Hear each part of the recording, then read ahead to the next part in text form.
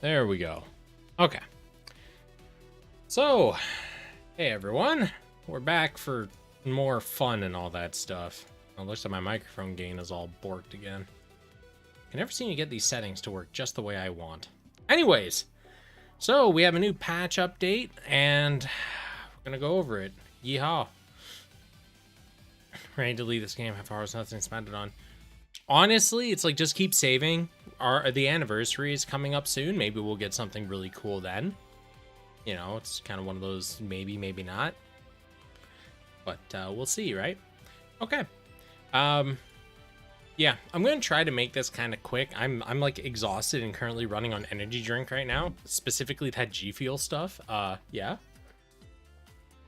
Who knows, maybe I'll find myself just trapped up in this and not feeling tired anymore, but man, I was barely conscious before starting this stream.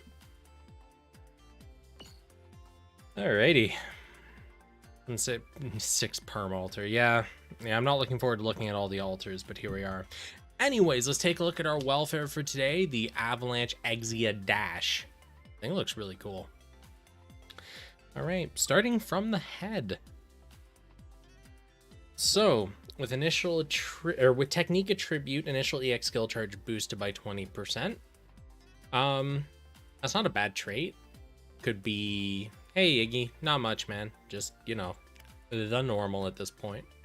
The trait itself really isn't bad. I just find that the activation requirement needing to be technique obviously limits the suit a little bit, because it means you're not able to you know, use it on any kind of suit. It has to be technique. But honestly, for a welfare, the 20% initial mod's pretty good. So the actual thing it does, the initial EX skill charge boost, really good. The activation requirement of technique brings it down a little bit, but overall still pretty good. Also, I noticed when I started this stream, my network was having some hiccups. I was having issues kind of getting it. So if suddenly the stream dies or whatever, it just means my network connection kind of corpsed. Nothing I can do about it, unfortunately. Oh, that's a standard tier trait on a welfare. Yeah, surprisingly enough, it's something that we would normally see in like the gacha showing up on a welfare unit. Although we've had that a few times in the past where we'll see like, you know, shooting power boosted by like 25 or 30% on a welfare, and that's like really a big deal. So this is nice. Nice little change of pace. Pull the cable once you get to the altars. Look, I can't promise you that my foot won't just slip and accidentally kick the power button on my computer, but I'll try my best to avoid that terrible, terrible future. All right. Torso. While high mobility, EX skill cooldown reduced by 20%. So this is another really nice trait to go along with the head. So high mobility is a very accessible part trait. It's on a ton of parts in this game, welfare, gacha, all sorts of stuff. And it's also on a bunch of really high-end parts, very accessible. And the EX skill cooldown reduction of 20% is huge.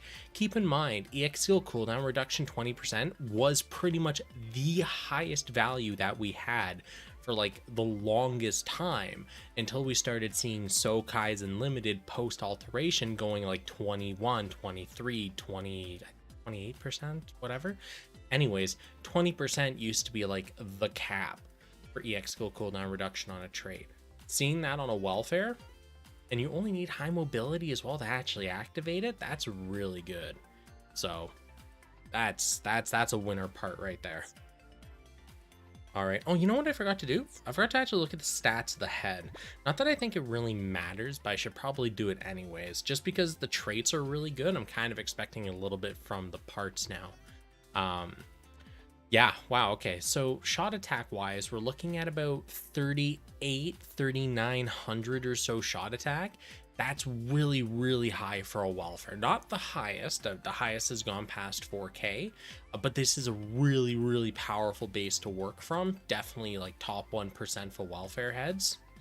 So it's a good thing I went back to look at that. And it does have token melee like 1,700 or so. And then for torso numbers, we're looking at, ooh, that's some interesting carryover. So we're looking at about, what, 1900 or so after carryover, 1850, 1900 melee attack, which is interesting. Although I guess the suit's kind of like a hybrid deal. And then as far as shot attack goes, even though the numbers look a little low, we're sitting at like 15, 1600, we're at 1550. You got to remember, right? Typically, the torso barely has over like 1200 on offensive stats. So this is some interesting stuff to see. Some very, very good numbers and good traits so far. All right, let's take a look at the Exia arms. We have our GN Vulcan, D power. All right, I'm not even have to look at this. Quite unfortunately, with magazine EX skills, unless you're looking at even like you need B effectively. If it's not B or higher, it's just outclassed by so much that's available in the standard exchange pool. And it just won't hit hard enough to be worth any investment. If you really like this suit, absolutely, pick it up and use it. It's not going to be a huge deal at the end of the day. Once your numbers get high enough, you can clear like all the content in the game anyways. But the issue is going to be if you ever want to participate in like super high-end racing content, you want to be, top 100 in PvP, or even like top 1000, whatever. You're gonna need a min-max. But if you're just playing the game and you want to use your favorite stuff, whatever. But there's just so much more available that's stronger than D power magazine skills in the pool. It's not really worth it. Aesthetic piece, pretty much. Statistically, we're looking at about 3900 melee attack, which is really, really powerful. That's some good numbers there. And then for shot attack, like 1580, 1600 or so. Not crazy high. Okay, actually not true. As far as arms go, that's actually pretty high. I got to keep in mind that like we're looking at 1400 is kind of like the new baseline median for welfare arms. So above that's good. So definitely a hybrid suit so far. We got a good kind of balance of melee, good balance of shot in here. The tag selection's a little on the interesting side.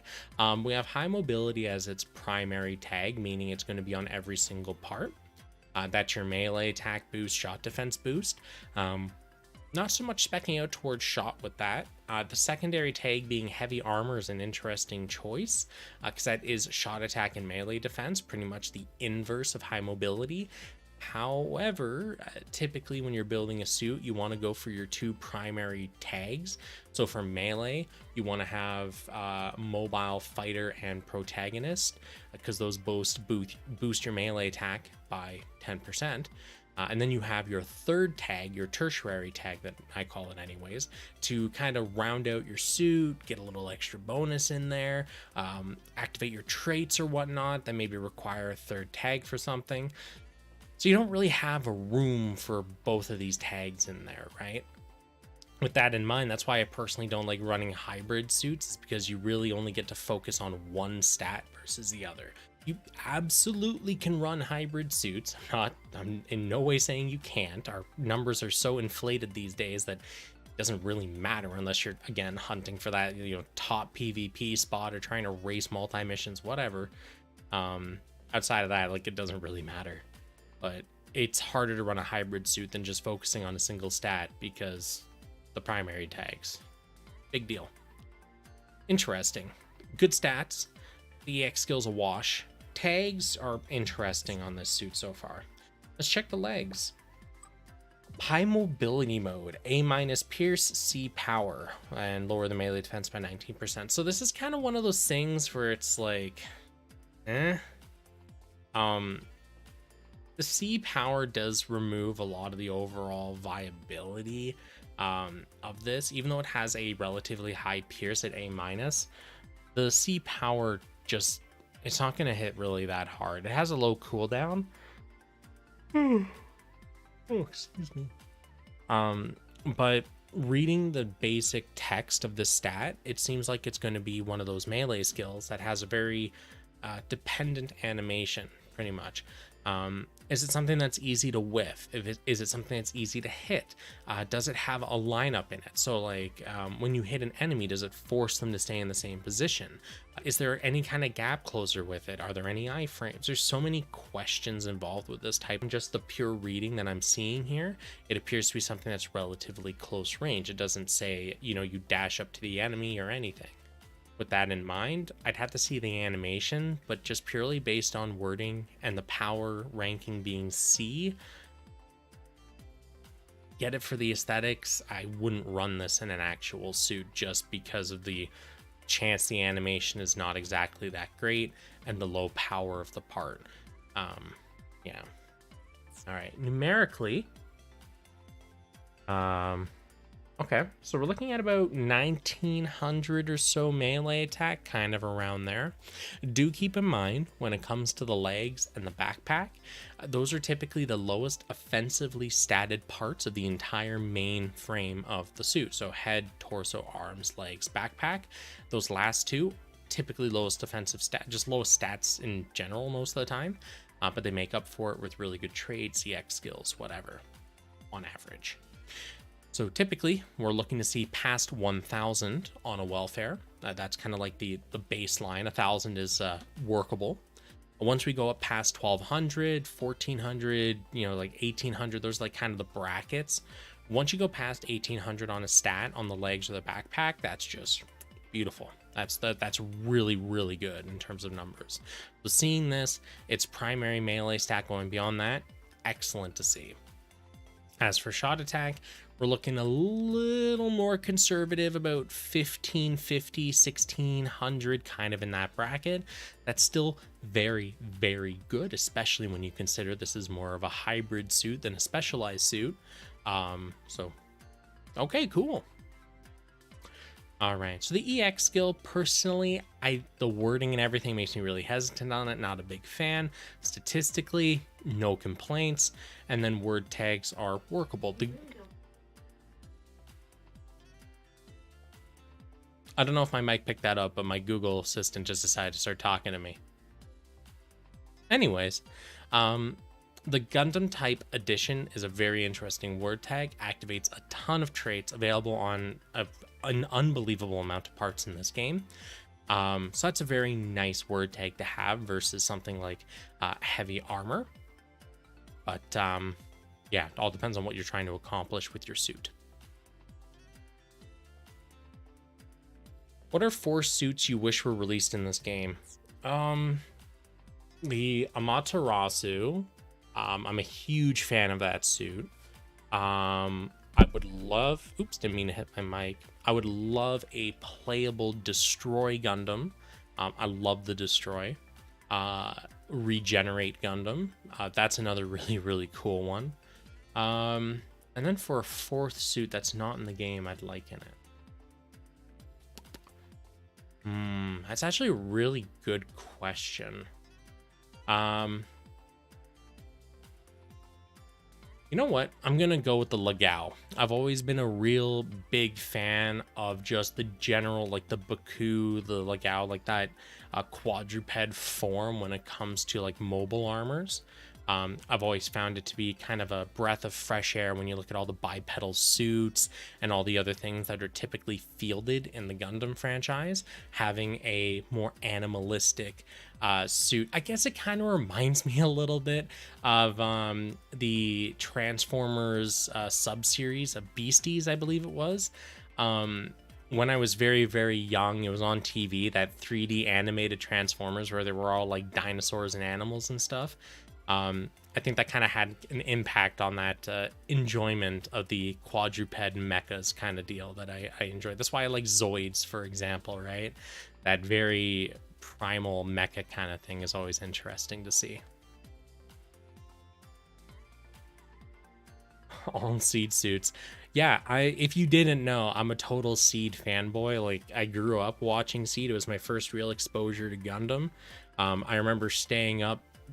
Back then it was really late because I was a kid, right? 9 p.m. later on, watching I think it was on YTV. Yeah, that was the Canadian channel. and after 9 p.m. that's where they would air the dubbed version of Gundam Seed. And we would record it on VHS sometimes because we weren't able to stay up that late, and then we would watch it the next day when we got home from school.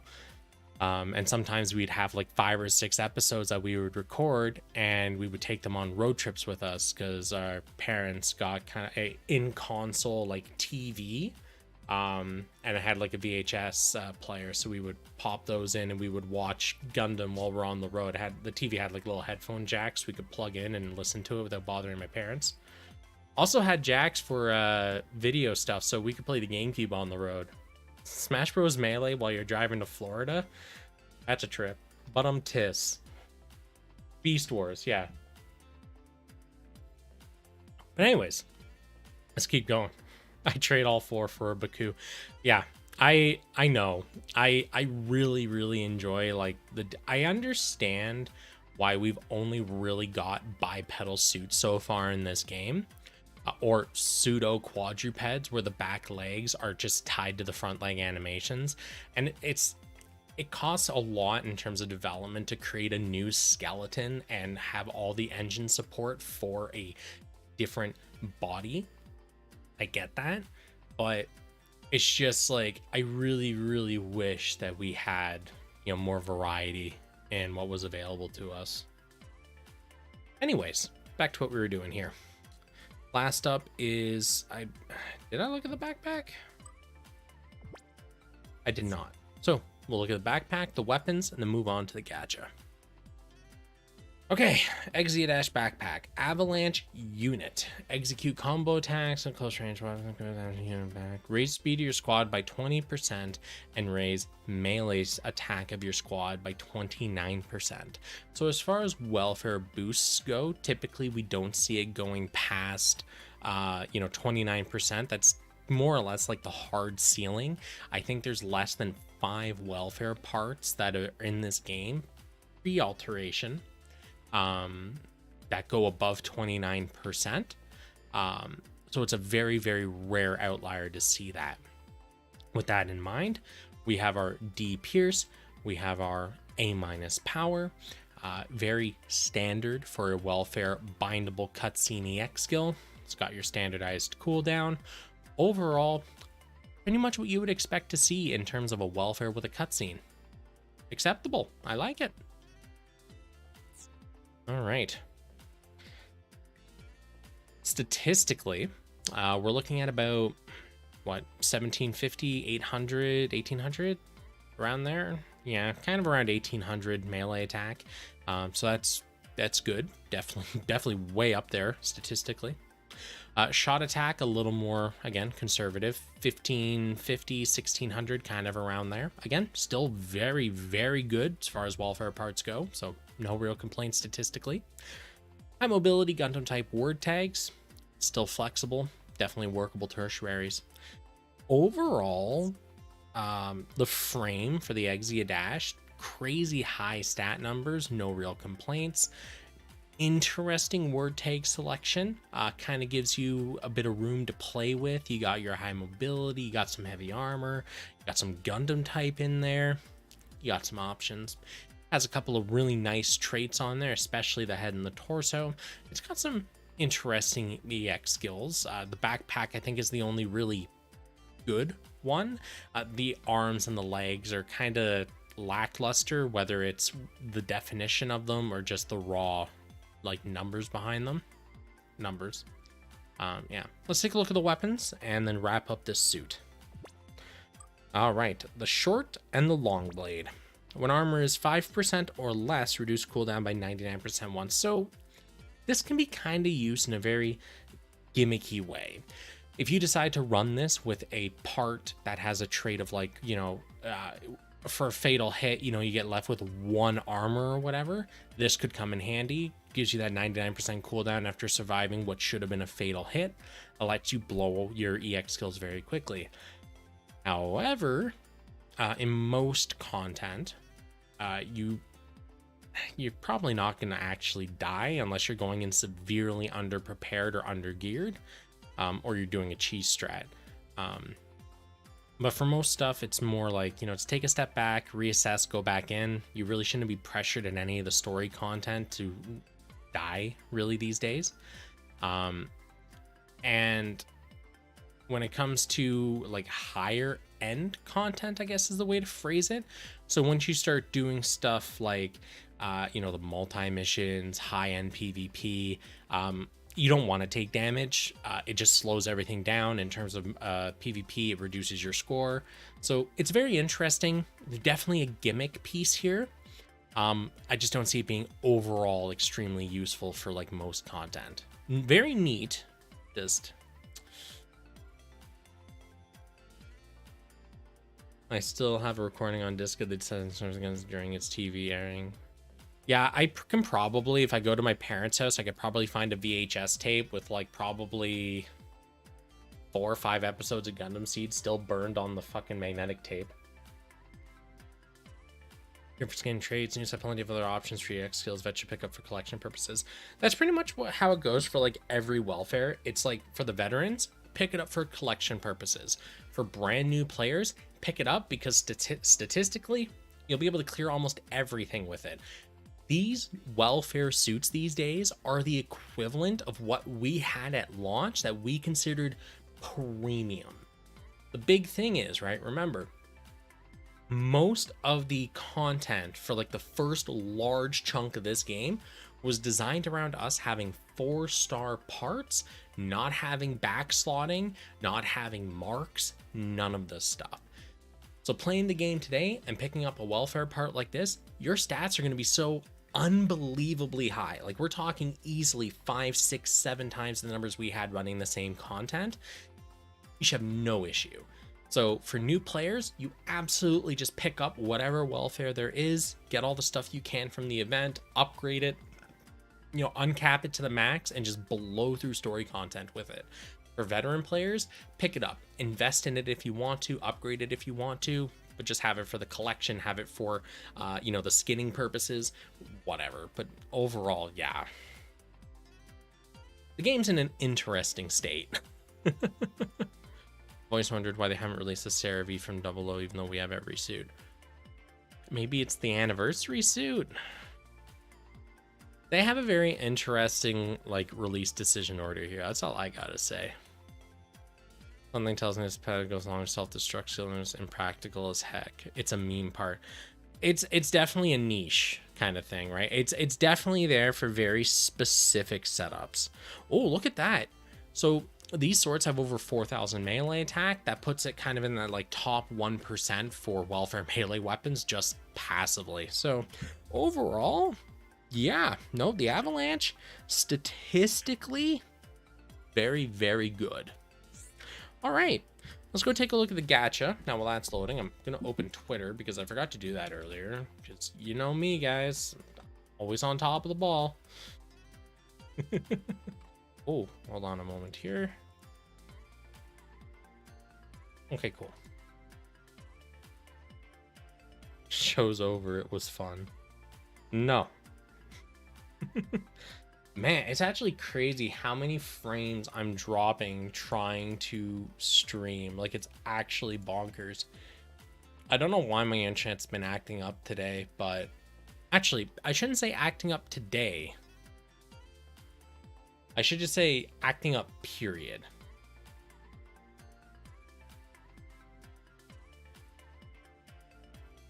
Okay.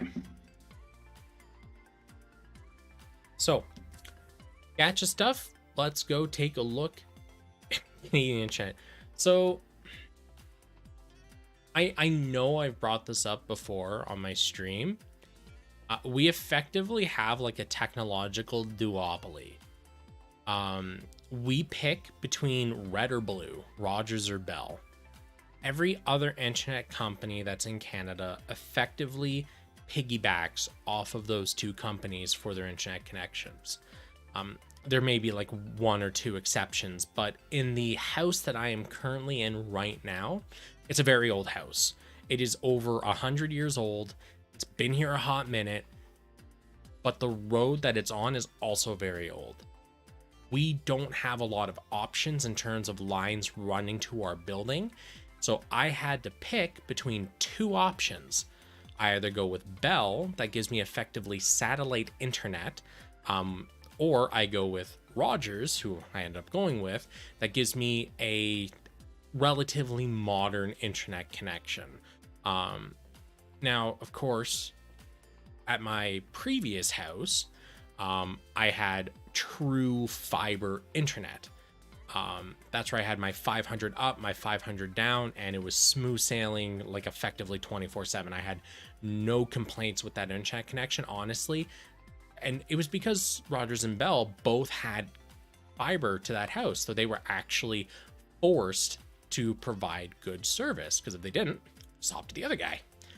Here, I don't have that option. And because of that, just like almost every other house that has this issue, they don't care, they don't maintain the connection, and it sucks to suck if something happens to it. And again, I should point out my friend, I'm not going to name him, works for Rogers, and his internet is also crappy. So even people that work for the company can't get good internet with them. Stable internet, I should say. So it's literally just the company thing. And to actually double dip on that, you may have heard last year, we had a huge outage for a couple of days where our banks weren't working, our card payment system stopped working, all this stuff. It was because Rogers didn't maintain stuff properly, didn't have kind of safety nets in place. So there was a tiny little hiccup and a shitload of infrastructure just died. People couldn't go shopping, you couldn't withdraw from your bank, all sorts of issues. Or you can Google it if you want to. It was a big deal. When it comes to a healthy internet connection, you need to have competition. Unfortunately, in most parts of populated Canada, you're either one team or the other team. Sometimes you don't have a choice because of where your house is, and you just got to deal with it. And no matter how much money we throw at the problem, it'll never get solved because we're suffering from what's known as lobbying, which is government-sanctioned bribing. That's pretty much what it boils down to. The telecom and internet companies lobby, bribe politicians, and they allow them to get away with effectively bloody murder and anti-competitive practices. Welcome to Canada. Some things are great, most things aren't. It's just the way it is. Yeah. Anyways, back to what we were actually doing. Checking out the gacha. Yo, is this the stingy boy? Oh, it is. It's the one stingy lad. So, I can't help but notice we're still lacking the original druggy trio. And where's my Calamity Gundam? I really want Calamity. Please. This. Alright, so let's take a look at our stingy lad here. Defender job license. Really interesting, all things considered, because Sting was not exactly what I would call a defensive kind of guy, but here we are. Statistically, he is base 4-star, correct? Yes. Okay. So, after carryover, we're looking at about 3,100, yeah, 3,100 shot attack or so. And then melee, a little more on the token side, kind of like 800 change. Keep in mind though, even though he has over 3,100 shot attack, due to the job license being defender, he actually loses the multiplication bonus that you would get by having a long shooter or a mid shooter job license, because there is, when you select those licenses, a percentage boost to the primary stat. Defender, you don't get those bonuses. So he has a very high raw stat, but lacks the job license modifier that gets attached to it. Because of that, effectively, not as good as someone that has 2,800, 2,700 shot attack. So good raw numbers, but the job license kind of cuts his legs off there. Interesting. All right, what's your trait? Melee damage raised 40%, so you're taking 40% more melee damage. Enemy shooting damage plus 40%. That is one hell of a double-edged sword, and I love it. So this is the kind of pilot I would absolutely backslot on my primary pilot if I didn't have two very good traits. The enemy shooting damage plus 40% is ridiculously high. Okay, so if you think about it, in terms of what is currently available in the 4-star pilot exchange pool, this is one of the strongest traits, I think, besides the all power plus 30% pilots. If you're looking for just a shooting based boost, this is your man to backslot and take that trait. Of course, unless you have like a build project pilot that has two very powerful traits. The man here, he is actually bringing the sting. I like that trait.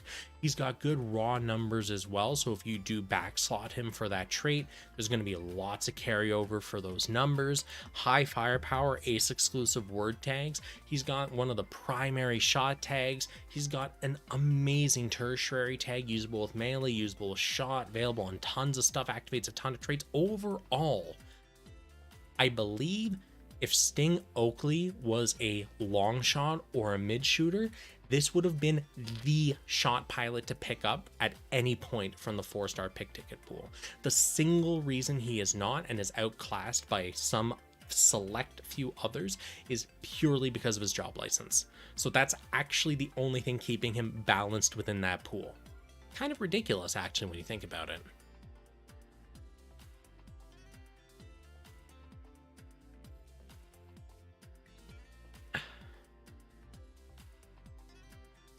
We have the druggy pilots, but we really need those suits. The pilots don't count without the suits. You can give us all the pilots that you want, but if you don't give us the suits, the pilots just don't matter. I want like the actual legitimate pilots with their suits. That's what I want. Not one or the other. I want both. I just really want the Calamity. And I really want to put the Orga in the Calamity. I love that scene where he just starts laughing maniacally as he's firing lasers off and just obliterating everything. I think that's what really got me like interested in the Destroy Gundam later on, was seeing that like very mirrored kind of thing, right?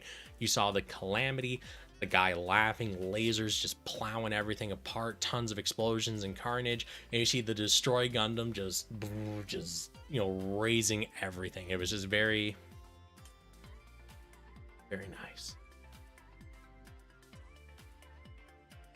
Okay. Overall, Sting Oakley, amazing 4-star pilot, very good raw stats, very powerful trait, very good tags.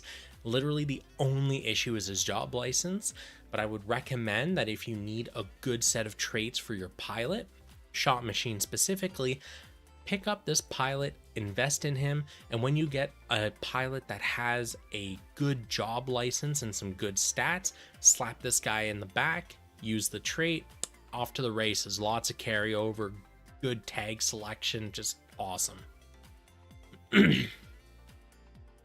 Can we talk about the elephant in the room that all 4-star pilots are basing few other pilots every 2 weeks right now?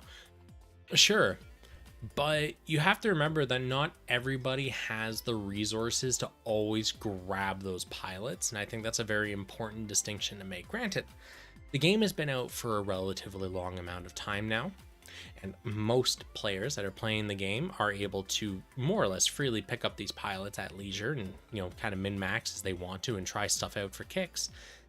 But there is still influx of new blood. There are people that play very casually that don't have access to those kinds of resources, don't have all those pilots and characters. And for them, being able to just have something they can casually pick out that's good, that's nice. So it is on one hand an elephant in the room where you're not wrong. You know, there's a lot of creep, but simultaneously the creep only exists for people where the creep's not really that big of a deal anymore. All right. And we have our, the Alice Earth 3. I'll take a look at it in Alteration. So anyways, on Alteration, let's head over there. Let's open our Twitter videos and take a look at that. let's see here. Properties. Excellent. And I believe this should be, yes. All right.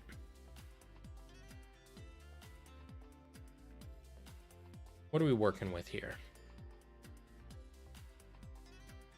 Okay, straightforward.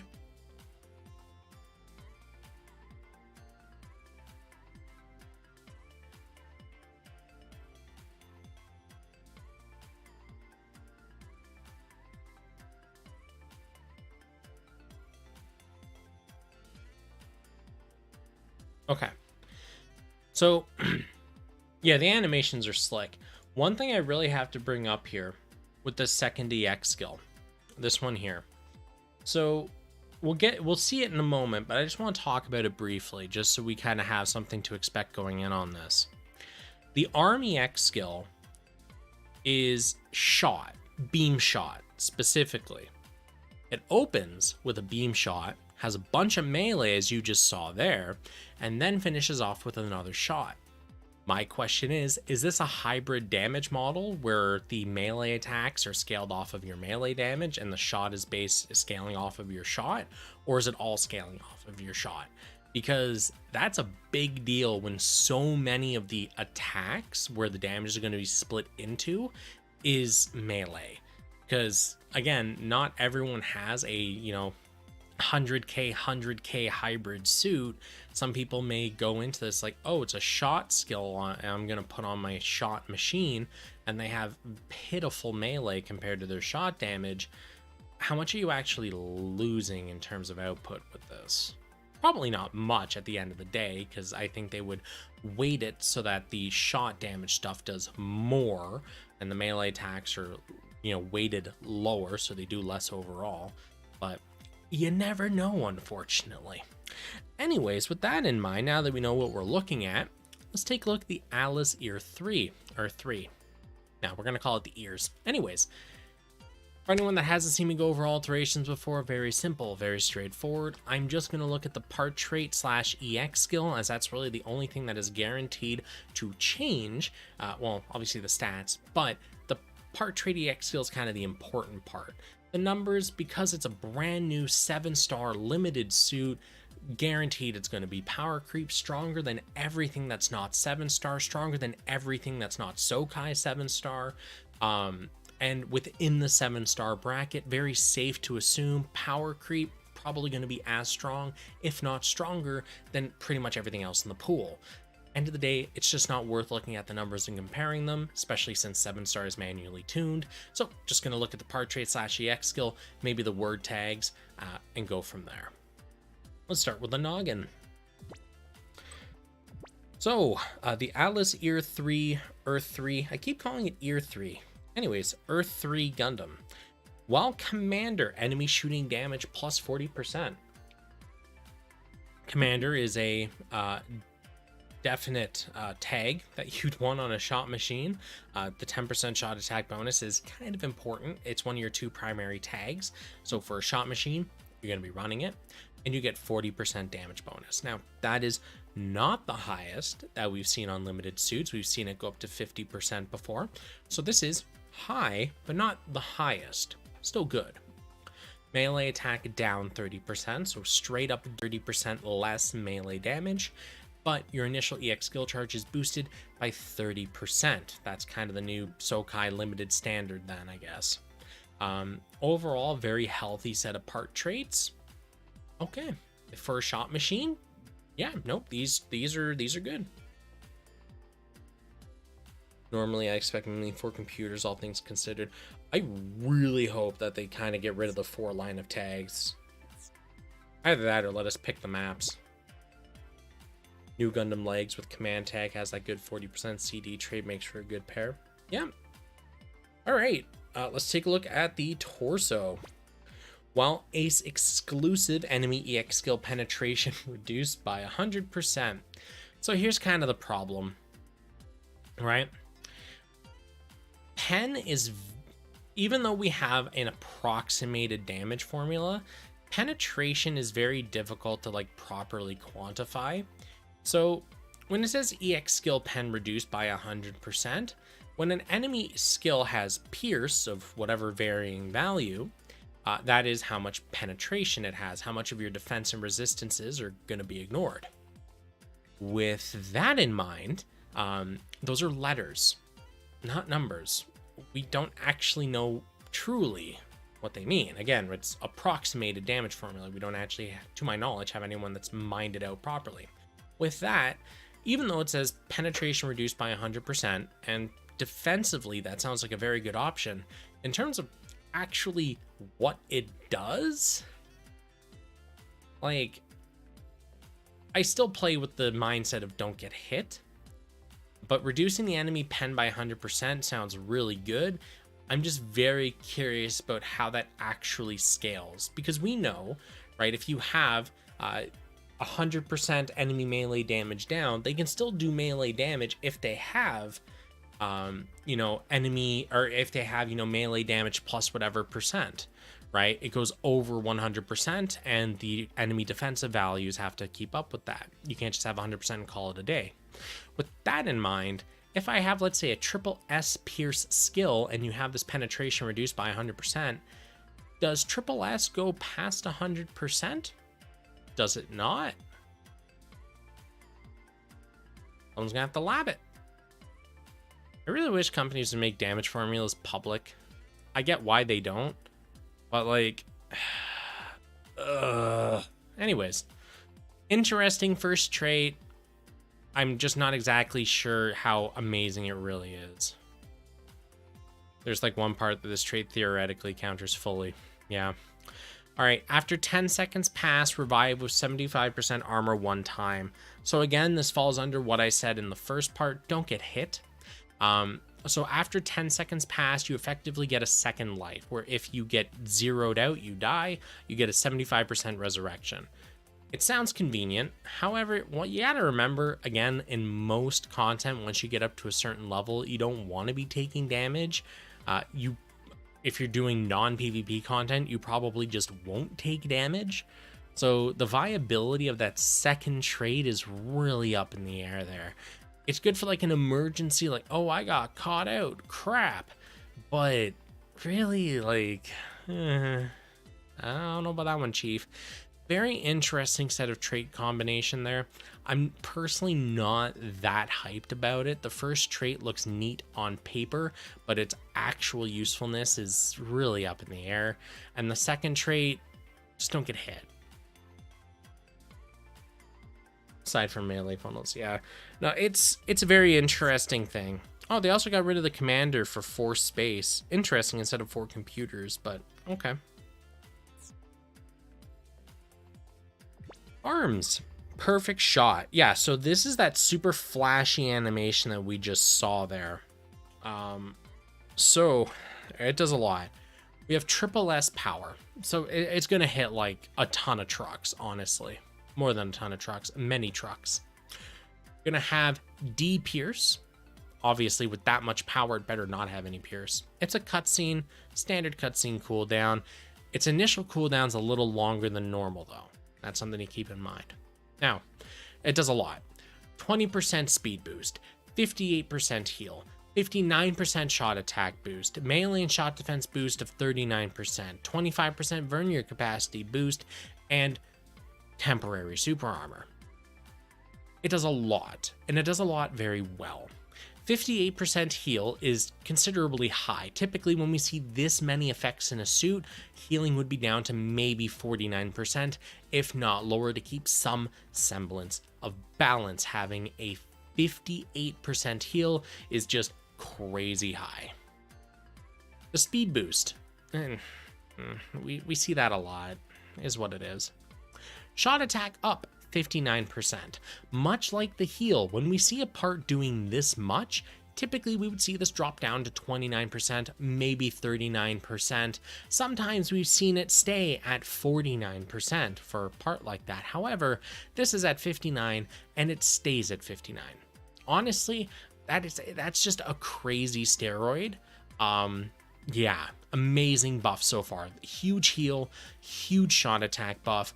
Now granted, it's only for you, not for your squad, but still.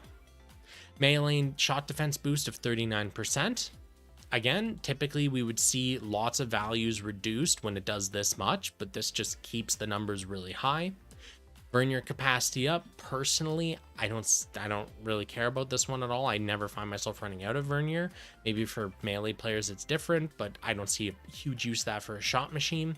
And super armor. Again, like, you're a ranged machine, you really shouldn't be close enough to need to flinch or have super armor, but I guess it's convenient, sort of. Overall, a very powerful cutscene EX skill. I would argue overpowered to a degree, as it keeps all of its steroids with like no demerits. It's actually nuts. Yeah, typically the cooldown for this kind of stuff, initial cooldown for this kind of stuff is like what, 20, 24, 29 seconds, kind of in there. This one's at 40.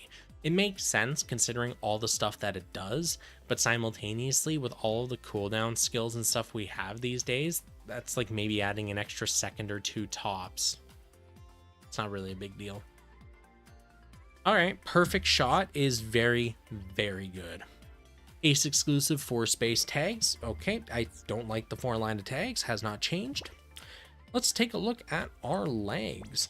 While Commander, again, you're going to be running that on a shot machine, EX skill cooldown reduced by 25%. All right, it's solid. It's to the point. Very high cooldown reduction.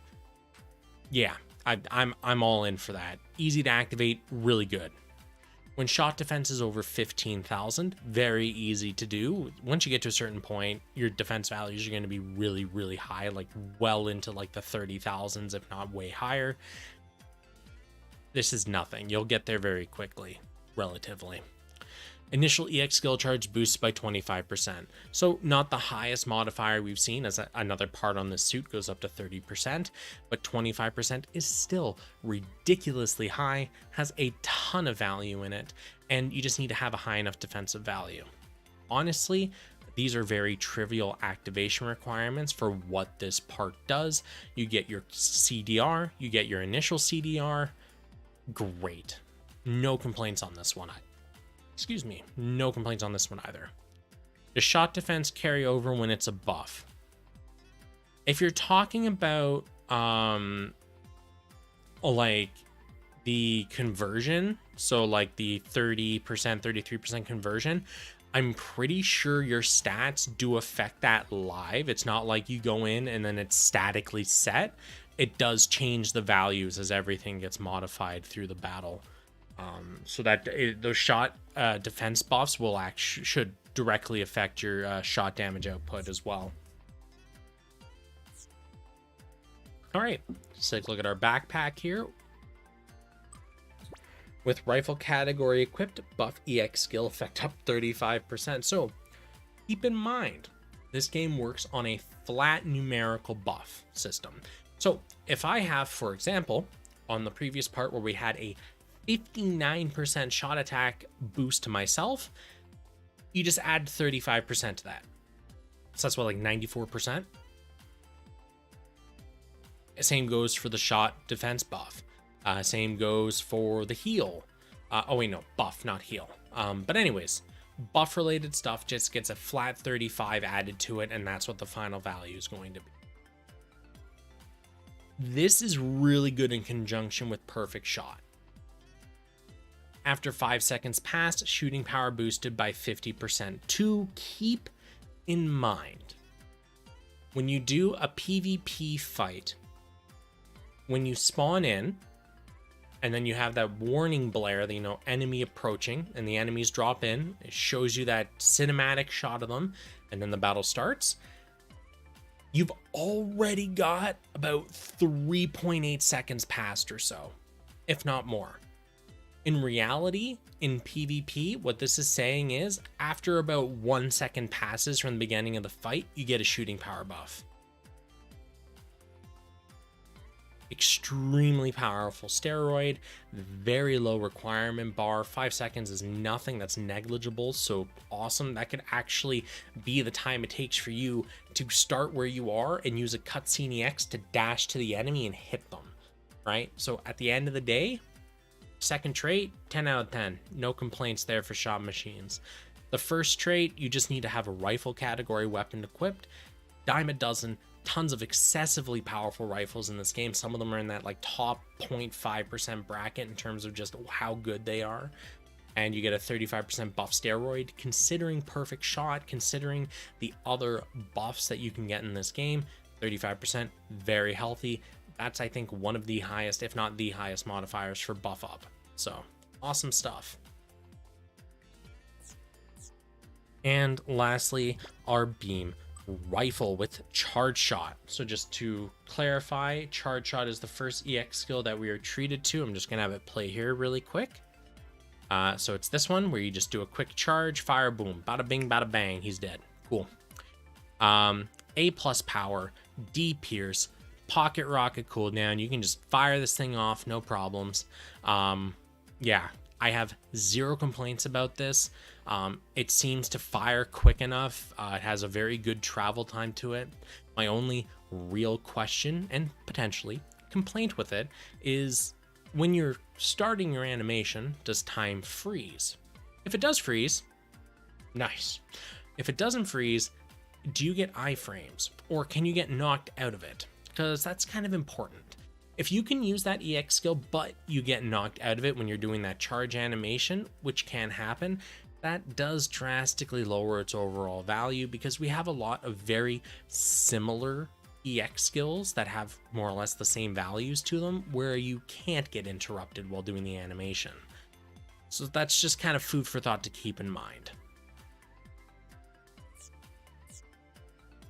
Yeah, no, as expected, the Alice Earth 3, extremely powerful, very good traits, good EX skills more or less across the board there. No complaints, great suit, to be expected from the new Sokai limited 7-star flavor of the bye week, pretty much. I'm very interested to see what they decide to do with the anniversary this year. All right, let's take a look at our alteration. We have 6 new suits to peek at. We're gonna do all that, and I'm gonna go to sleep. I like this. All right, starting with the Star Burning Gundam.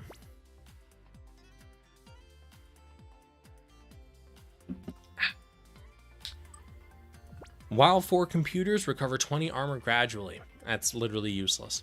While 4 computers, enemy EX skill damage plus 35%.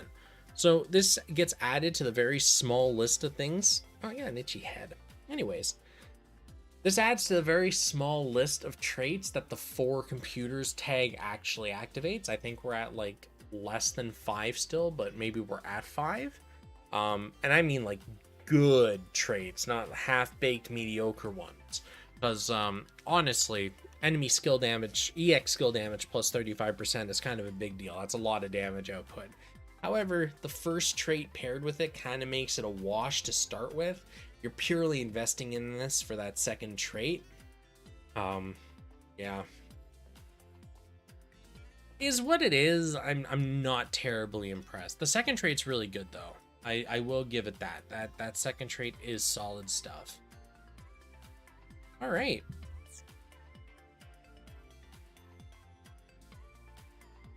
Let's take a look at the torso.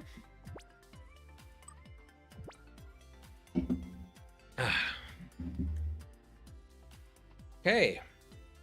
The RG system. Blah, blah, blah, blah, blah, blah. Raise your speed by 20%, raise your melee attack by 49%. So this is a very powerful awakening now. And the 49% self steroid is extremely high. And when you think about it in terms of, you know, your 4-star pool, it's good. Like there's really no complaint to be had here. As far as 4-star base suits that get an alteration work, cool. Yeah, I really don't have anything else to say. It's just a solid awakening. As far as awakenings go, yeah. All right, let's check out the arms. Hyper Star Burning Knuckle. Pretentious. All right. Raise your melee attack by 24%. A power, D pierce, pocket rocket.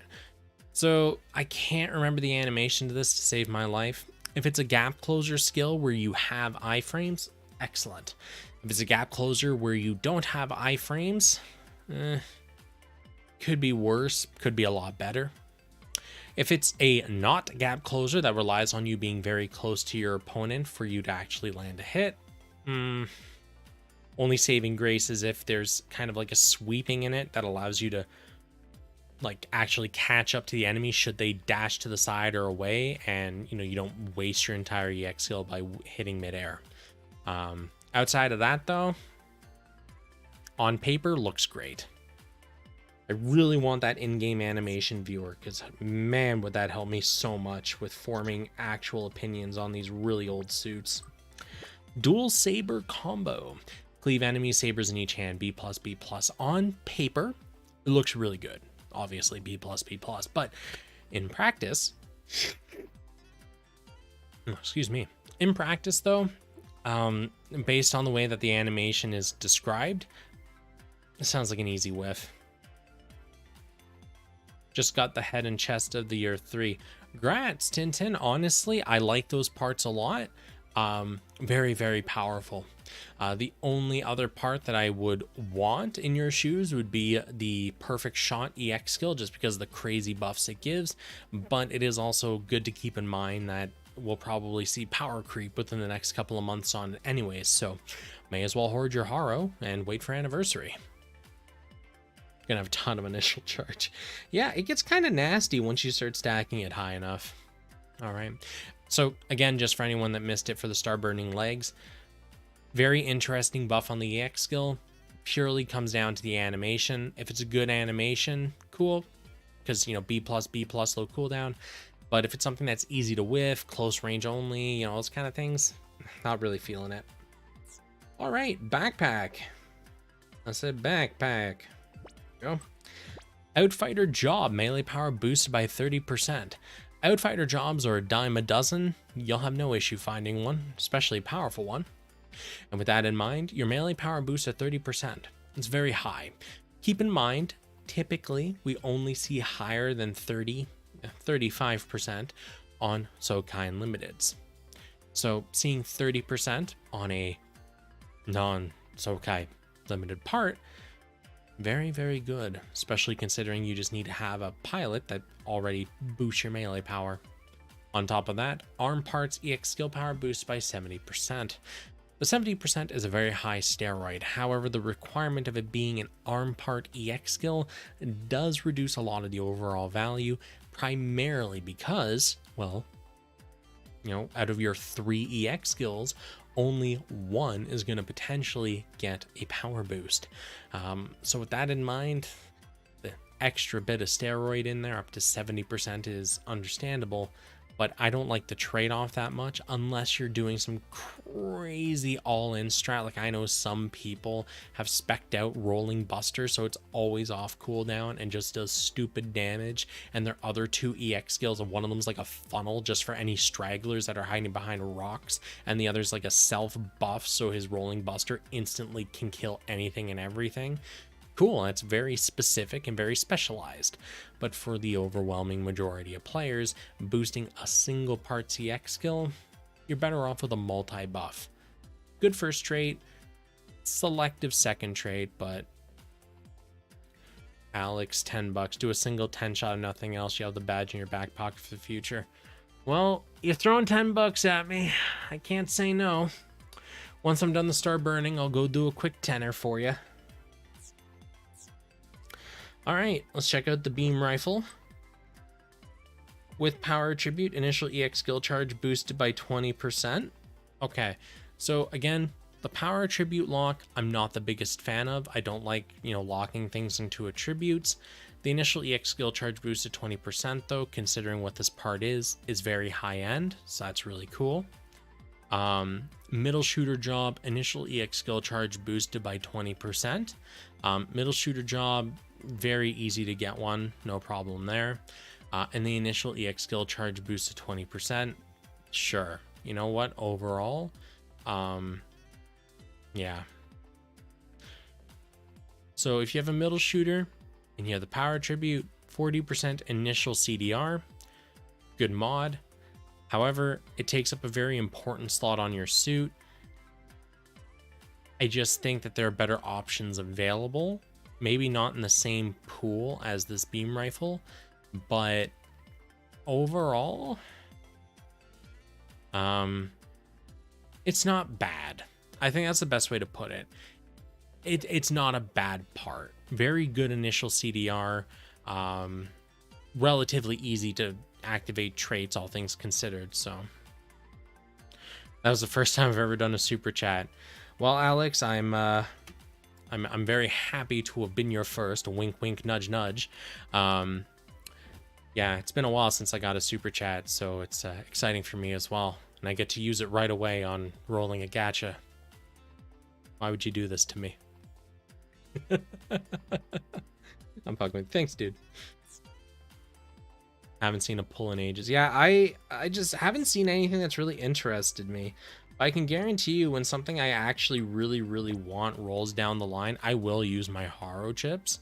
It's just like, with how quickly things get power crept these days, and I'm not like super active in playing the game anymore, I just don't see a big reason to like try to keep up with the rat race. I'm pretty much just waiting for like a Matarasu to drop, pretty much.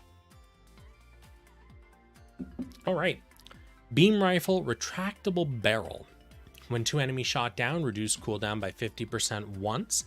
So do keep in mind, 2 enemies shot down does restrict the overall viability of this part, as it does reduce the amount of content you can do it in. You can no longer activate this trait in one-on-one arenas for the obvious reasons of 2 enemies shot down. You're not going to be able to use it in some multi-missions, as there's only 1 enemy to actually fight.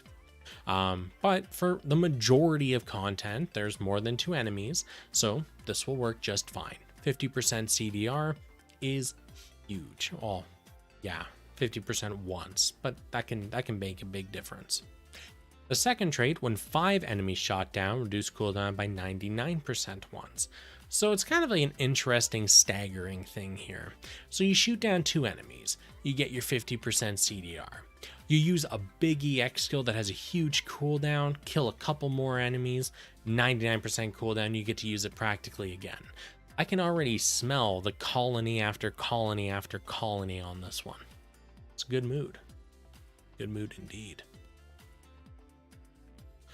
It's very interesting. It's another one of those niche parts where it's like, it'll work in very specific builds and setups. It's not really a general use part though, kind of thing, you know? And lastly, the shield. When melee attack is over 16,000, special shot crit rate boosted by 30%. As you know, you guys are probably aware, but I'll say it anyways. Crit rate's garbage. Special shot refers to when you hold down the shot button on your interface, but it only works if you are a long shooter or a mid shooter, because the job license has to be for shot. And each weapon does something different. You know, bazookas charge a powerful blast, fire a bigger explosion, more damage. Beam rifles, you lean back, you do the wing Gundam pose, just fire the big beam at the enemy.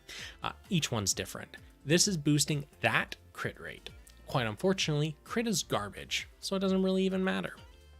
While Gundam type, enemy EX skill pen reduced by 80%. I've already talked about skill pen. Gundam type's at least easy to get your hands on. It's available on a ton of parts in this game. I'm just not really sure about skill pen, honestly. It's very up in the air for me. All right, so we stopped off on the star burning, the first one. So we'll come back to the camp for amazing after we do a gacha roll.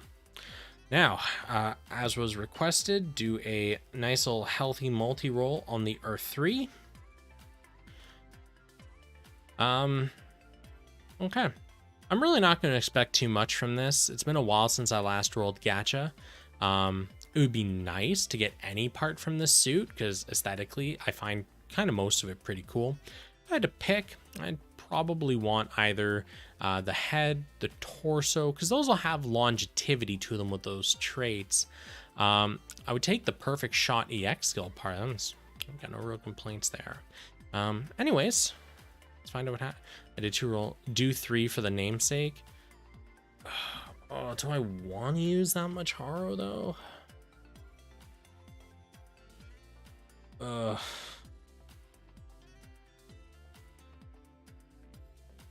let's do the 1 multi-roll now. We'll go from there.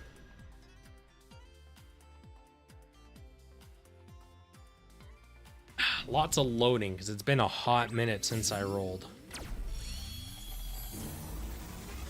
All right, so no guaranteed gold. We'll just let that run for a minute. Let my voice take a break.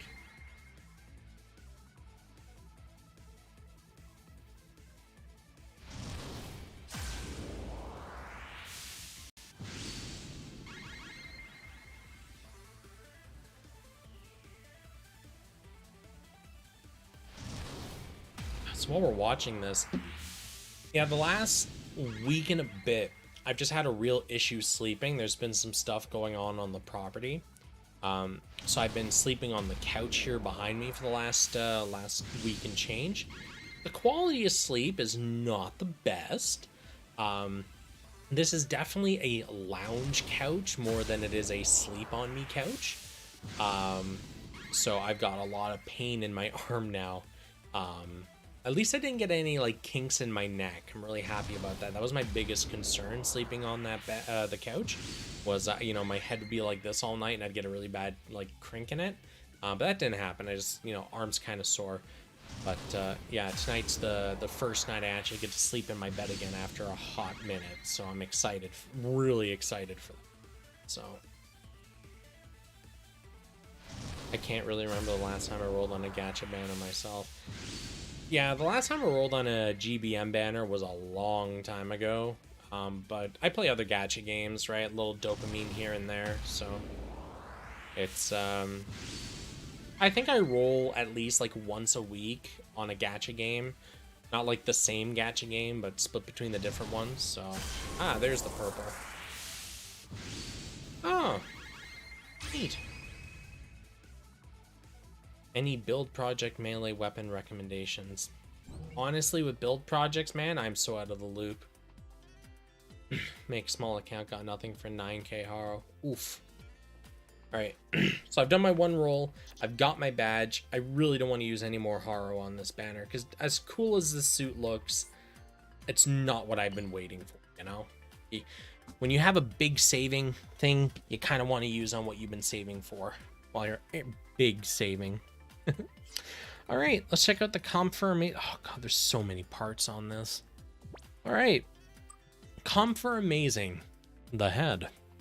While high mobility, all power boosted by 30%, and after 20 seconds passed, all power boosted by a further 50. High mobility is a relatively accessible and workable tertiary tag, as I've mentioned before. That's not a big deal. 30% all power boost is powerful, honestly. After 20 seconds pass, another 50% boost. Literally just a bigger all-power steroid. The 20 seconds, though, does kind of put a damper on it. So for your average player and newer player, there's no downside to this. Your fights are going to last like a minute, minute and a half, you know, maybe longer. So 20 seconds, you can afford that, no problem. But once you get up to a certain point in the game, your fights will be lasting like 10-15 seconds at most. This won't see a lot of time to shine, but if you're ever doing content where it's definitely going to take you more than 20 seconds and you have high mobility as an active tag on your suit, maybe think about this one. 80% all power boost is healthy for this grade of part specifically. Nice. It's actually a really nice upgrade though. All right, torso. When shot defense is over 3,000, that's a rounding error, honestly. Shooting power boosted by 30%. Healthy boost. With technique attribute, 20% chance to... No, that's not even worth the investment. Again, what I said before, right? You really shouldn't be dying. And this isn't even a guaranteed revival. This is a 1 in 5 chance to safely revive. Take me 1 second after shooting my opponents with missiles in the physical arena. Yeah, exactly, right? Like, when I did my last arena match, it was literally as soon as we all spawn in, within the first second, I just colony drop. That's the fight. So it's like you get to a certain point where there's just the clock is worthless. It's a decoration. All right, let's check out the arms. When one enemy is shot down, reduce cooldown by 50% once. Okay. Again, this does limit the amount of content that you can use it on. It effectively can't be anything where there's only one hostile, obviously. Middle shooter job, enemy all power reduced by 35%. Keep in mind, this only affects the suit this is equipped onto. So if you have your primary suit and then you have one of your support suits you're taking into, let's say, 3v3 arena, and he shoots you, you don't get that buff. The support suit that has the part will have the 35% reduction on it. You don't. So mileage may vary on this. I don't know if you want to take off one of the parts of your primary suit for this, but the option's there, I guess. But not a big fan of this combo. Legs. Amazing knife. Okay, no, if I remember correctly, the animation for that is very short range. Even though it does have A+ power, it's just not worth it. All right, the Campfire Amazing Backpack. Amazing winner. Use the knife on your blah, blah, blah, blah, blah. Raise shot attack of your squad by 49%. And it is an S Power D Pierce bindable cutscene.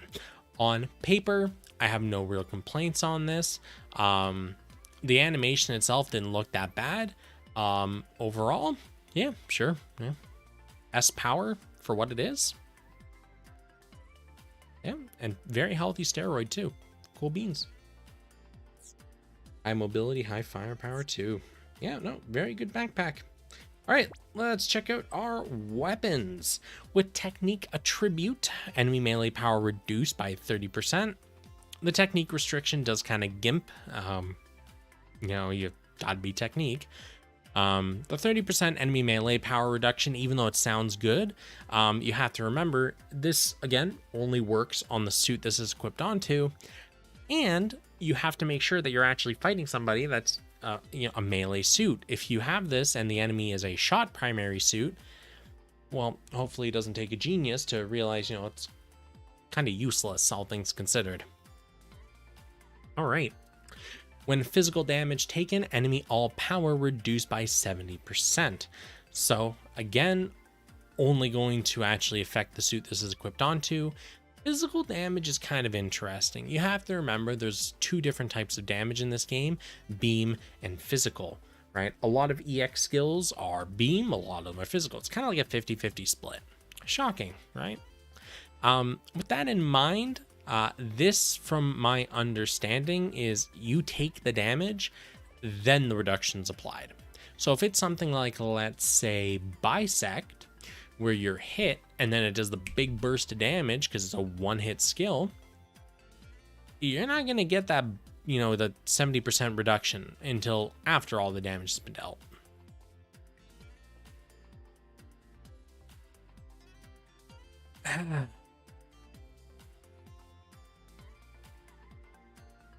I'm, you know, I don't think it's that great. All right, let's take a look at our Comfort Amazing Beam Saber.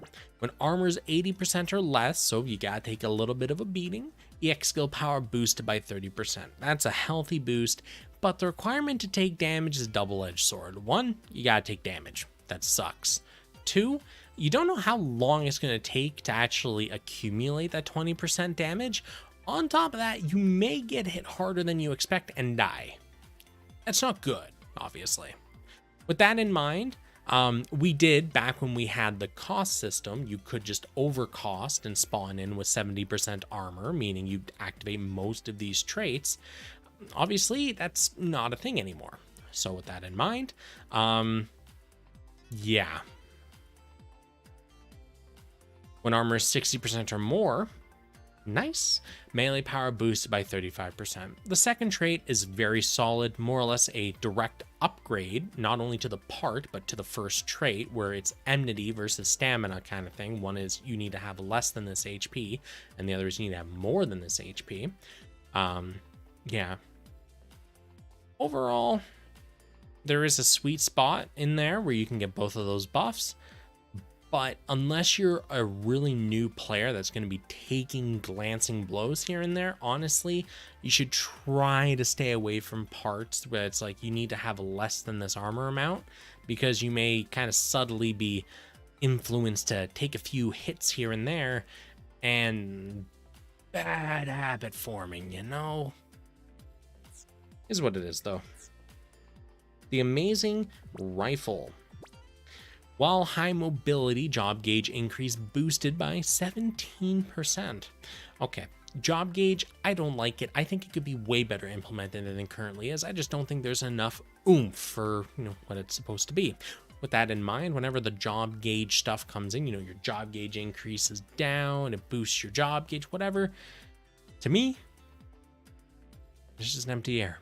So with that in mind, with high mobility, nothing. Cool. Now, of course, keep in mind, I'm not telling you how to play this game. If you like the job gauge, the job license, all that stuff, power to you. You play this game however you damn well please. I'm just a random Canadian living, nowhere near you. Don't let me tell you how to play your video games, dude. Do whatever. In my opinion, though, it could be better. And that's pretty much what it boils down to. A lot like the 4 line of tags, they could be way better. We could be able to pick our maps, and then they're actually viably useful in more scenarios. They could make them actually buff more, right? Because right now it's 3% to everything, 5% to everything if you're on the right map type. Why not change that up where it's just 5% to everything? So suddenly the 4 line of tags becomes a very, very powerful contender for your tertiary, and people start building around those where possible, because 5% is healthy. Although I guess it'd be safer to make it 4% just to be on the safe side. But if you're playing on a map where that tag is active, instead of increasing stats by X percentage, why not look at something a little more, I guess, esoteric is a way to phrase it? Maybe your shots have more homing. Maybe you get extra iframes on your EX skills. Make it an interesting bonus instead of just slap on some more stats. It's a solution, right? Slapping on more stats. I just think it's kind of a boring one, honestly. Anyways, back to the traits. When armor is 60% or more, non-EX skill power boosted by 90%. This is pretty much all your neutrals, right? This is your... excuse me. That's your beam saber swings. That's your beam rifle shots, right? Those things. That's against a 90% boost. Healthy. But to me, that first trait makes it just a huge demerit. Second trait, you're going to hit a point where you just stop using your neutrals altogether. For someone that's relatively newer to the game, you don't have a lot of part options, all this stuff, that's a nice second trait for you, because you're going to be doing a lot of neutral stuff, and having an almost 100% boost, effectively double damage, will help you a lot. All right, let's check out our long range rifle. Well, it looks like a sniper rifle to me. After 10 seconds pass, EX skill power boosted by 30%. All right, that'll definitely shine on skill hack maps. Yep, there are some specialty things, niche things where it'll shine. So after 10 seconds pass, EX skill power boosted by 30%. Excuse me. Anyways, I've already talked about this. The EX skill power boost is nice. The 10 seconds, not bad. It's just, it'll fall off once you get to a certain point. 10 seconds is low enough, though, that most people should be able to find a use for it. When armor is 80% or less, enemy EX skill damage plus 35%. As good as the resulting buff is, the 80% or less armor, I think, is kind of a huge issue here. It just means you gotta take damage, you risk death, all that other stuff, right? So, it's okay as far as parts go. First trait, it's kind of okay. Second trait, it's kind of okay. It exists. You know, it's an option. All right, and lastly for the suit, the amazing pistol. With technique attribute, shooting damage output boosted by 35. Okay, useless. When attacking with beam, so specifically, you know, this weapon uses beams, shooting damage output boosted by a flat 800. The problem with boosting your damage by a flat number, right? When you're at the very early stages of the game, very useful, unbelievably useful, depending on your level, depending on how much you're able to upgrade your parts. This could easily double, triple, quadruple your outgoing damage, right? And that is significant. However, once you get to a certain point, at 800 damage, that's that's like 1%. Yeah, kind of useless. Moving on. Camphor amazing. Very interesting alteration. Got some neat stuff in there. Yeah, it was okay. All right, let's check out our Sandrock Buddy Boy. The Endless Waltz version. Head-mounted Vulcan, bye. Ooh, or should be self-destruct, right? Yep, I don't even look at that. Self-destruct getting upgraded. It's definitely a use at your own risk EX skill. Let's check out the arms. While close combat, melee power boosts by 30%. Keep in mind, close combat is arguably one of the most popular tertiary tag choices for melee suits. It's available on just so uncountable amounts of melee parts in this game. Very accessible. It boosts your melee attack and defense by 5%, so you get all that carryover goodness. And for running this tag, which is clearly just such a stretch you would ever do that on a melee suit, you get 30% melee power boost on top of that.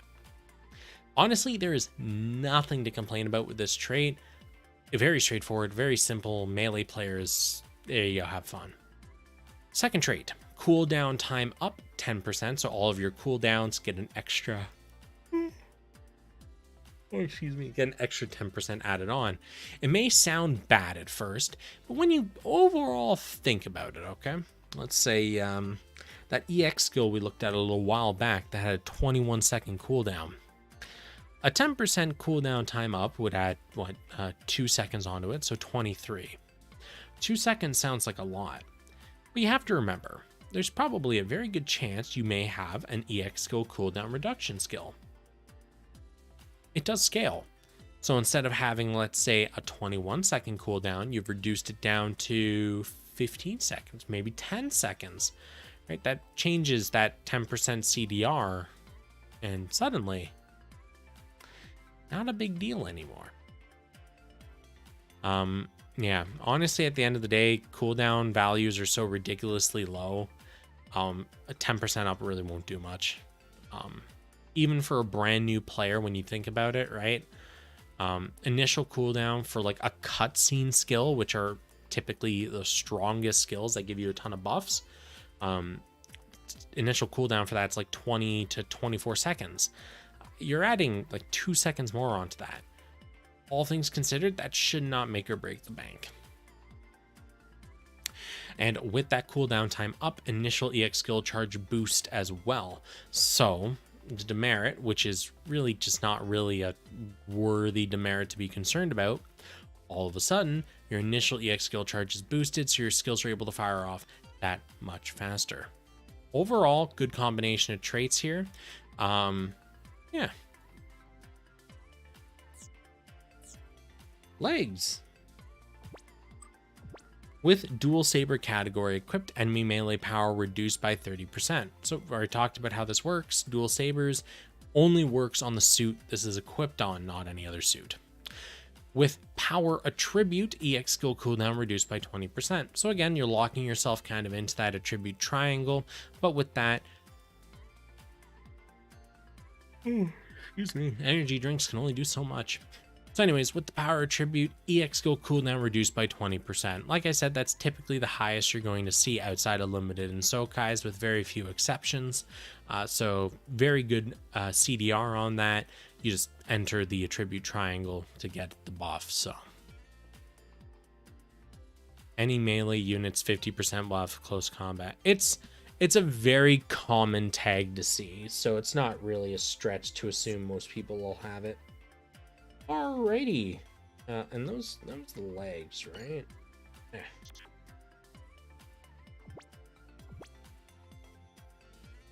Yeah. Okay. So let's move on to our backpack. Sorry, my foot got really itchy there. Okay. So, Sandrock custom backpack. A- pierce, B+ power, low cooldown. Unleash a flurry with the heat shuttles in each hand. This really boils down to the animation. If I remember correctly, this is more of a close range EX skill than anything. Honestly, not really feeling it. The buff is nice on paper, looks really good and solid, but quite unfortunately in practice, I think it's going to fall a little bit on the flatter side in terms of what else is available in the backpack EX slot. Does the cooldown up apply to initial? So that's actually a really good question. To my understanding of it, cooldown does not equal initial cooldown. So when it says cooldown time up 10%, it's not actually referring to the initial cooldown cycle, but the cooldown cycle that comes up after it. Honestly though, at the end of the day, I don't think it makes a huge deal, because like, again, 10%, even though it sounds like a big scary number, is negligible at the end of the day. Like this skill, right? The cross edge, it has 21 seconds and then initials 8 seconds. If the initial cooldown is boosted by, or sorry, that's 6 seconds, not even 8, that's 6 seconds. If initial cooldown is boosted by 10%, you're looking at 6.5 seconds effectively instead of 6. It's nothing. It's literally nothing, right? And if it's on the 21 seconds instead of 21, it's now 23 seconds. Again, it's negligible, right? 10%, not a big deal. 20%, you might see an issue depending on the skill. But once you start getting up to like 30, 35% cooldown increase, that's kind of where the issues start cropping up. Old Zeta grenade launch arm with 0 initial cooldown. Yeah, no, there's lots of options. All right, let's check out our heat shuttles. When melee defense is over 12k, enemy melee power reduced by 30%. Again, only affects the suit this is equipped onto. So, and with dual saber category equipped, enemy EX skill penetration reduced by 65%. I've already talked about skill pen as well, so there's just really no point doing it again. And lastly, for this suit, our shield, the anti-beam coating cloak. Look at that, the alternative for all of the crossbone capes. With the dual saber category equipped, EX skill damage output boosted by a flat number. Garbage. For 30 seconds after you're attacked with an EX skill, enemy melee damage plus 50%. So this sounds good on paper. You get a 50% melee damage boost, and all you have to do is the enemy uses an EX skill. However, it requires the enemy uses an EX skill. So if you're doing like PvP and you want to rank really high, you don't want the enemy to use an EX skill, period. Because it could kill you, it could do a lot of damage, it could run the clock down, all these things that reduce your overall point reward. So not great. On top of that, you have to be attacked with the EX skill. So you can't just exist while they're attacking your support suits. You have to actually be targeted and attacked with it for that 50% bonus. It's a good bonus. It's just the requirement for it is kind of danger. Okay. Sandrock, neat. Nothing terribly amazing, but not bad. Not bad. Okay. So, next up is our grays, eh? Cool. While Commander recover 10, moving on. while Commander, all enemies, all damage plus 30%. So you're going to be running Commander on a shot-based suit, and the suit's primary tag is Commander to boots. That's a huge bonus. With that in mind, though, we're looking at 10 armor gradual regen, which is just sweep under the rug garbage, but the all damage plus 30%, very useful. Obviously, means anything you do, you just get that 30% bonus damage up. However, it will only work for shot machines because of the commander tag requirement, unless you're an absolute madman and do have a true hybrid machine, but you know, you do you.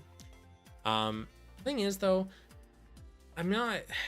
this is definitely one of those parts where you invest purely for the second trait, but when you consider that there are parts available that do what that second trait does while having a solid first trait without gimping, and it feels just like a waste of investment, honestly. By the end of the day, you're going to be one-shot your opponent in the initial skill charge. The game is effectively boiled down to, at least in the end game, whose EX skill can go off faster. That's pretty much going to be the winner. So, all right, let's check out our torso.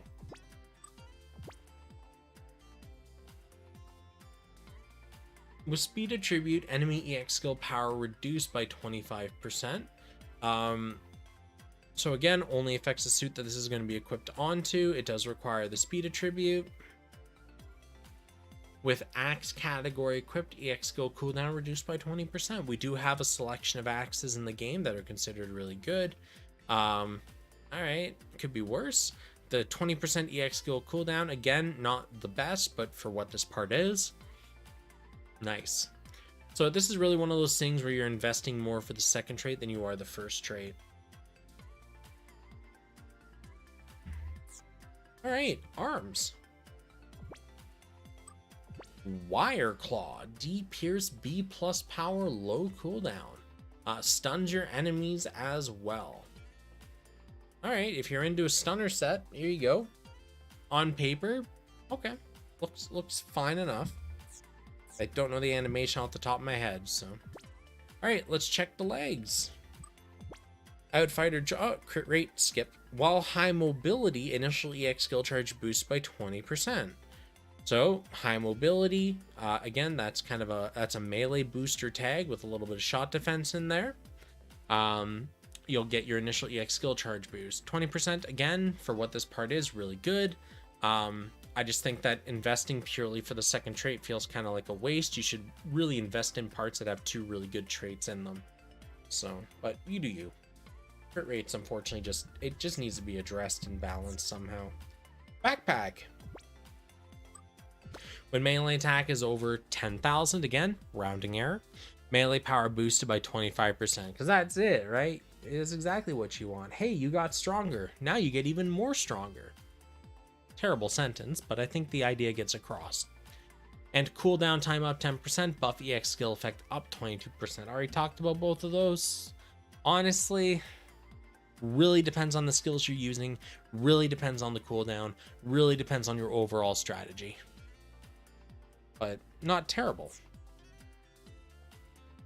Okay, and our two weapons. First is our battle axe. When attacking with physical, flat boost, nope.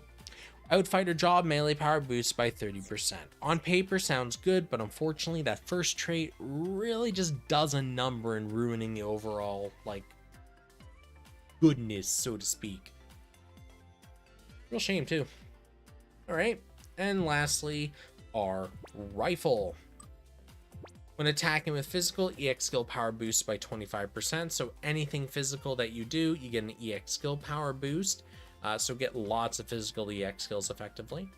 While commander, squad EX skill power plus 25%. So this is one of those very interesting traits that has an absurd amount of value purely because of the squad power boost. So you gotta remember, you can only have up to 8 things equipped for your machine at a time. You got your head, body, arms, legs, backpack, your 2 weapons, and your pilot, right? Your 8 slots. In those 8 slots, they can have up to a maximum of 2 traits. And then, you know, you have your back slot that can have another 2 traits, but you have to pick between front or back, right? So you'll have 16 traits overall. With this kind of setup where you get a squad EX skill power boost plus 25%, you've taken your 16 trait slots and have extended it into another suit that you own, effectively, potentially doubling the amount of stats that you're able to buff yourself with. So you can get 2 of your support suits, take this, slap it on them, and now you have an extra 50% EX skill power on your suit. And that's just 1 trait that they both now have. Imagine if they had 2 traits on that weapon that also boosted it by 25% further for something else, right? All of a sudden you're looking at 100% EX skill power boost. But they still, both of these suits still have 7 slots that aren't being utilized to boost your primary suit. Very, very good, the squad boost thing. It makes it so you can build up your other suits, keep your main suit super beefy without sacrificing anything, and keep upgrading it effectively by indirect means. Good second trait, might be worth it purely for that alone. But yeah, mileage may vary. All right, let's take a look at our Gundam Unit 6 here. Muddy boy. While Federation long shot attack raised 14%, keep in mind what this means here is your distance between you and your target. There are 3 reticle distances, technically 4 if you count no reticle. So you have your close range, that's where your things like SMGs have the highest damage output because some weapons get a passive damage bonus based on your distance. Beam rifles, for example, are medium range, and obviously sniper rifles are considered long range. Once you go past that long range bracket though, the reticle disappears. You're now dumb firing instead of firing with some soft homing in there. Each weapon will do bonus damage. I think it's like 25% or something bonus damage if you shoot in the sweet spot for that weapon. What this is saying is when you are using the bracket considered long shot from your... When you're at that long shot considered distance from your target, you get a 14% attack damage raised on your neutrals. It's minimal for the amount of effort involved. And while Federation, shooting power boosted by 50%. Federation, very accessible word tag. It's on some relatively newer suits as well. Ooh, really itchy ear. I gotta stop being allergic to dust. Anyways, easy to get word tag, 50% shooting power boost is huge, and no real complaints on the second trait. The first trait's just not really doing it for me. That 14% is very low. The neutral attack makes it kind of meh. The fact that it only works on a specific distance from your enemy is also kind of meh. So, all right. Interesting. Thought I heard something, but clearly I'm just taking crazy pills. All right, Mudrock Torso.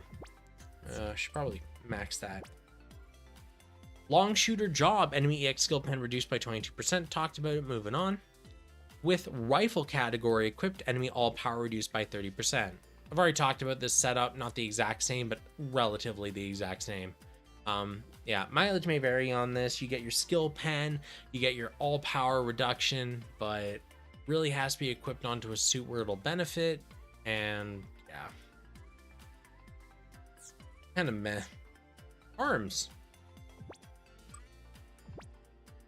Melee damage raised 10%, shot guidance boosted by 14%. Shot guidance refers to when you are aiming at somebody and you fire a neutral attack, how much soft homing is there involved.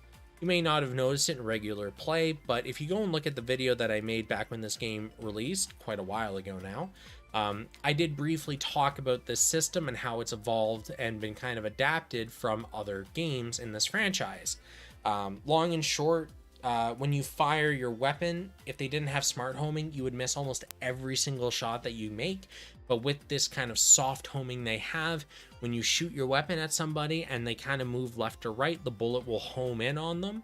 The shot guidance is how much homing is allowed before the bullet disjoints and just starts traveling in a straight line. Right, that's pretty much all that means. More shot guidance means a lot more soft homing, but yeah.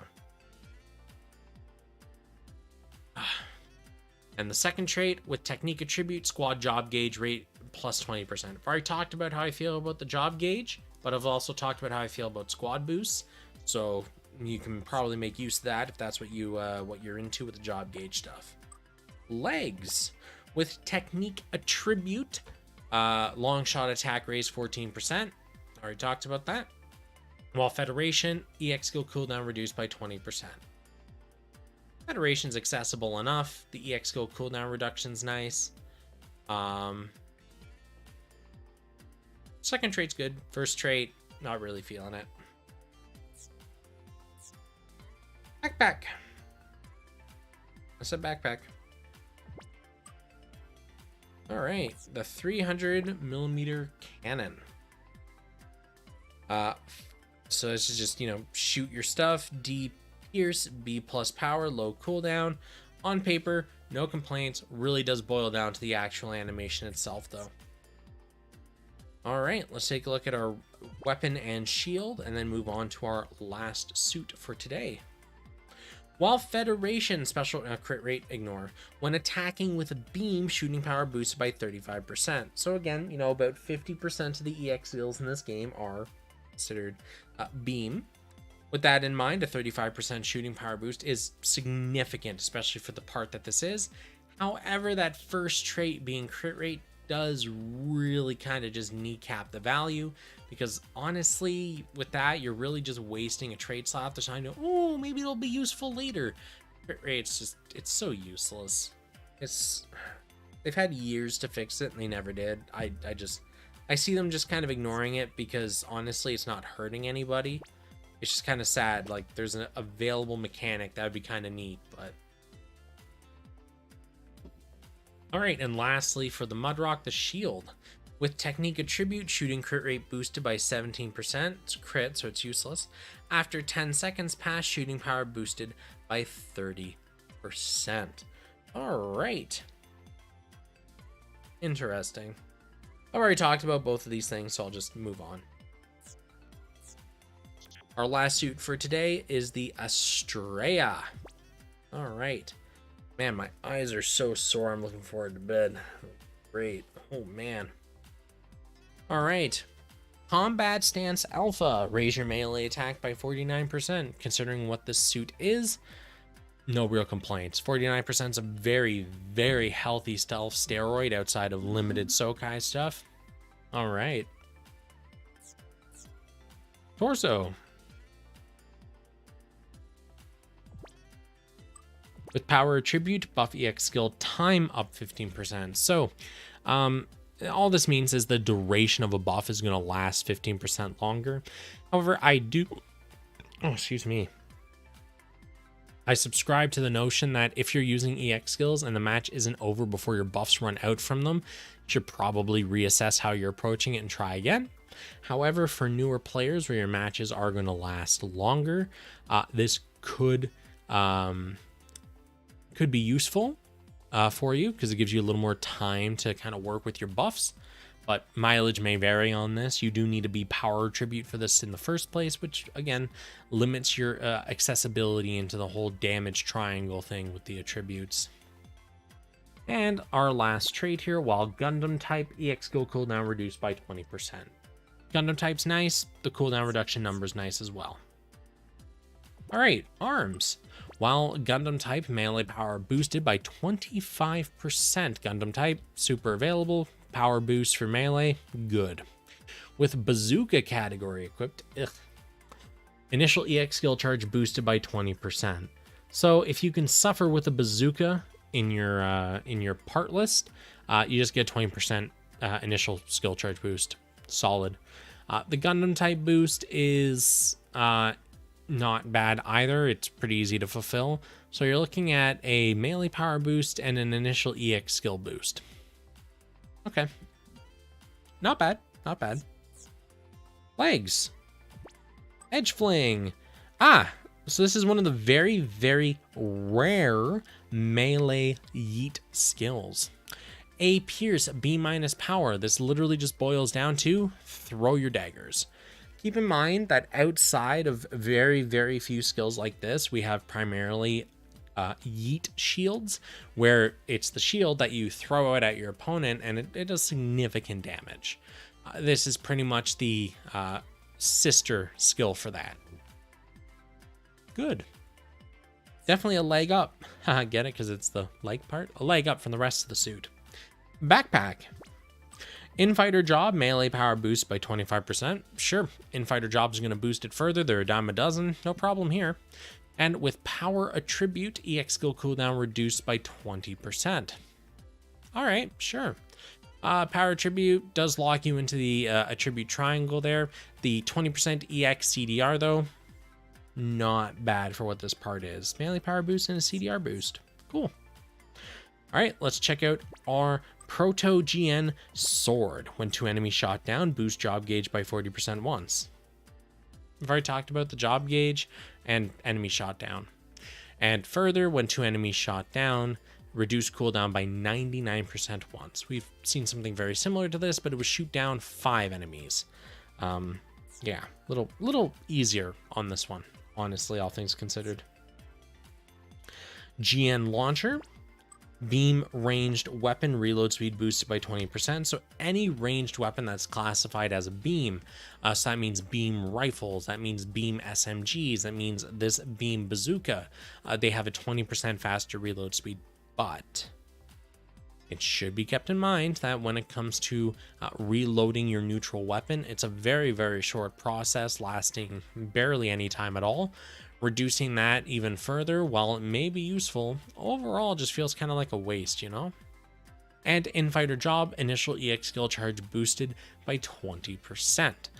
So Infighter job, well, you know, that's available. And the initial skill charge boost, 20%, good numbers for what this part is. Good stuff. Second trait, anyways. The first trait's really just kind of mediocre. Honestly, I never really find myself worrying about reloading. Yeah. All right.